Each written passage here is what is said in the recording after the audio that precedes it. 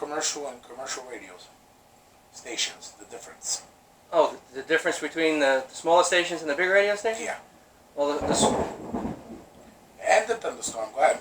the smaller radio stations are usually much closer together to the other radio stations. There's not as much spacing between the radio stations. That's why you can occasionally get an overlap channel. The smaller radio stations will usually get out around 12 miles, more or less, depending. The bigger radio stations will get anywhere from 57 to 93.8, depending who's on the frequency. Meaning? It varies. You know, the smaller radio stations have about a 12-mile, more or less, depending the radius. Some may be about 20 miles. It just depends. So let me ask you, how long have you been doing radio? I've been doing radio since, I would say, right around 96, 97. I started doing radio. How did you start? Well, the first person that ever put me on the radio was just plain Mark. He worked at XL in Orlando, and he said, I need you to do a bit for me over the radio. So I said, okay. So it was just a made-up bit. I said it. It was like a New Year's thing, and I liked doing it. And then eventually, I had a friend of mine named Kid Cruz, and I used to do Hot Night at 9 over the radio. At night, I would always tell the top #1 song of the night, and I always used to say to him, hey, is the real deck going? Let me know when they're ready to go. He would never let me know because I was so good, I didn't make any mistakes. So the joke was I never knew when to start. So I would do that like twice a week. He'd put me on, and then one time he even invited me to go and do a taping at the station. And he said, wow, your timing was great. I didn't even have to do any editing on that track. So let's fast forward this a little bit. How did you get started in like Ocala radio? First, I started in Citrus County. Okay. I started doing radio for my friend who recently had passed. So I did radio I was doing radio in Crystal River for a couple of years. Then we developed to open up the radio station here in Ocala. He had helped me.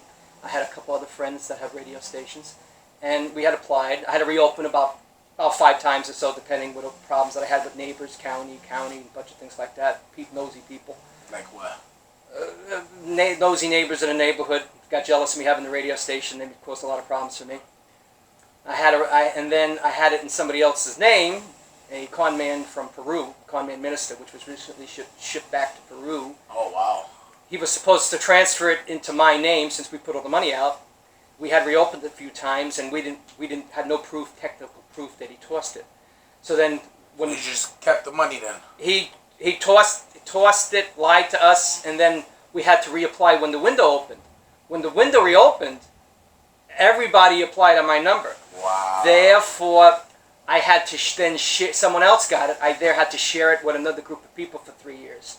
I recently finally bought those people out, and now yeah, because I remember the there was you going on in the morning, mid-afternoon, and then 10 to 6, yeah, some sort of vegan diet podcast after, and then it just switched over to you. Yeah, so now my mother is technically the owner of the radio station, and we have other people, of course, on board and things like that, owned by a group.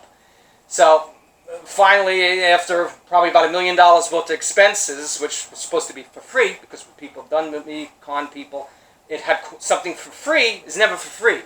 When you work hard at something, eventually it costs money, and then after you spend the money, you can make money. Do you think these people did it on purpose, or like did you think like maybe they seen you coming? And they just decided to take advantage? Yeah, a lot of people, stupid people. A lot of stupid people in Ocala. What can I say? There are good people and there are stupid people. And when you run into something to try to accomplish something, you're going to run into people to stop you, and you're going to run into people that actually want to physically help you.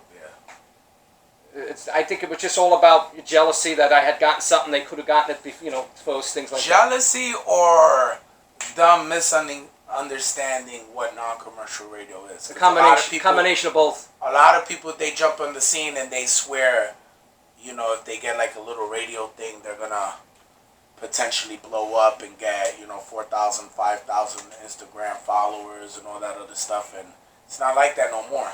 No, I was actually the first person in Ocala to go on to internet. Many years back, 99, now the 2001. biggest question is, how much money have you lost since the whole IR, Clear Channel, what's the other one, TuneIn, when all that stuff started happening? Did you deplete? Did radio deplete from you? Like what?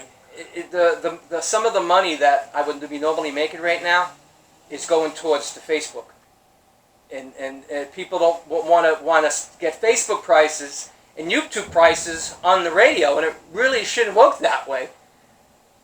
You know, when you're serving 65,000 people and you're paying a Facebook or YouTube, they think they're going to spend $50, and they rather have 5,000 people look at it than the potential of 65,000 people seeing their business on the radio. Coughing on the mic. Sorry about that, guys. Listen, there's some things you need to understand. There's people that pay for their Facebook, but those are not actual followers. Those are like bots, and like it may look like they have the numbers, but growing your Facebook and your Instagram and all that other stuff organically is the best way to go.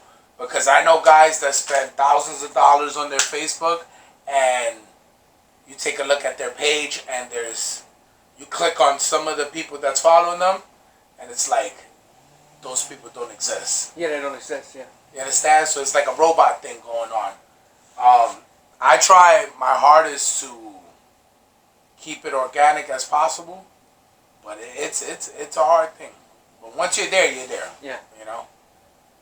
So fast forward, you bought the station now, 24 hours a day. Now it's yours.